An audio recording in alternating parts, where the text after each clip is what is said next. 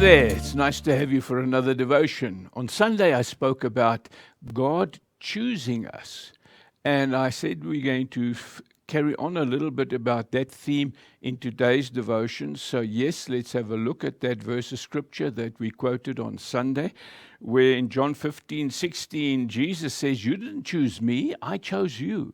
I chose you." We expanded a little bit about that on Sunday. But we're going to carry on, and he says, "I chose you and appointed you,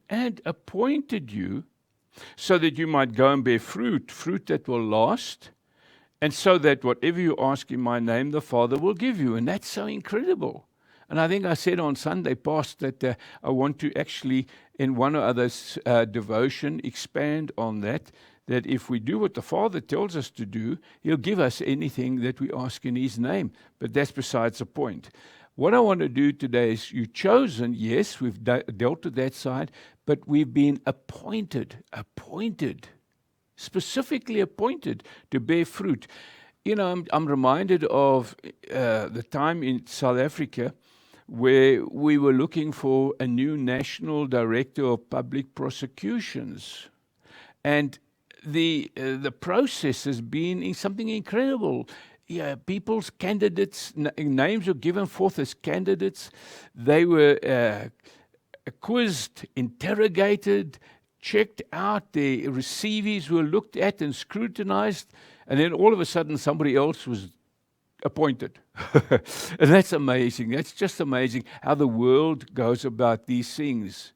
When you're appointing somebody into a specific position, there's always scrutiny. But with Jesus, he says, "Man, listen, I chose you, and now I'm appointing you, irrespective of your background and who and what you are.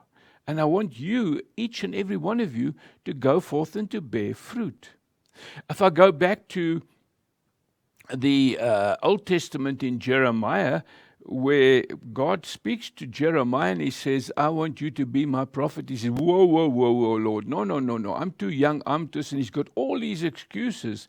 And then guess what God says to Jeremiah? He says in Jeremiah 1 verse 5, he says, "Before I formed you in the womb, I knew you." I knew you before I formed you. So in other words, God forms us in our mother's womb because He knows us and He knows what He wants from us. And before you were born, God says to Jeremiah, He says, "I set you apart." And then He goes on to clarify and He says, "I appointed you as a prophet to the nations." And then you could read Jeremiah prophesying and how Judah was taken into captivity in Babylon and all this sort of thing, and how he writes in Lamentations, how he weeps for these people. But this is the point I want to make. The only qualification is God formed me. And this blows my mind that God knew who and what I was to be before I was even born.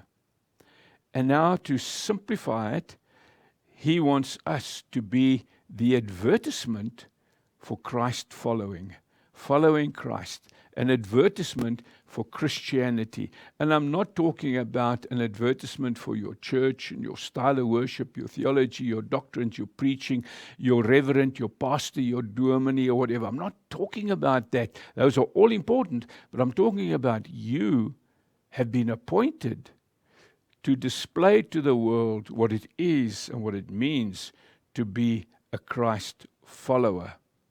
And this is what John 15 verse 8 has to say. He says, "This is to my Father's glory, that you bear much fruit, showing yourselves to be my disciples."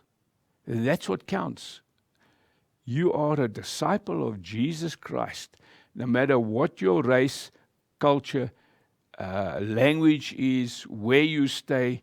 You are there as an example, an ambassador, to show the world, I am a disciple, a follower of Jesus Christ.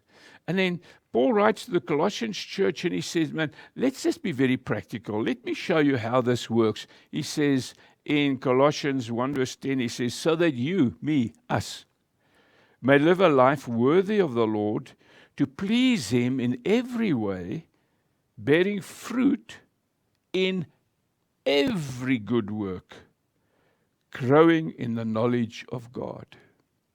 I've appointed you and I've chosen you that you may go bear fruit. And in Colossians 1 verse 10 it says, bearing fruit in every good work. Not just preaching the gospel, but living this word out so that others will see you are a follower of Christ. Father, I pray that this fruit in our lives will bring forth much joy and pleasure to you, as the world will see we are disciples of our Lord and Savior Jesus Christ. Bless the listeners as we every one of us endeavor to do that good work that will please you. In Jesus' name, amen. Speak to you again soon, and God bless you.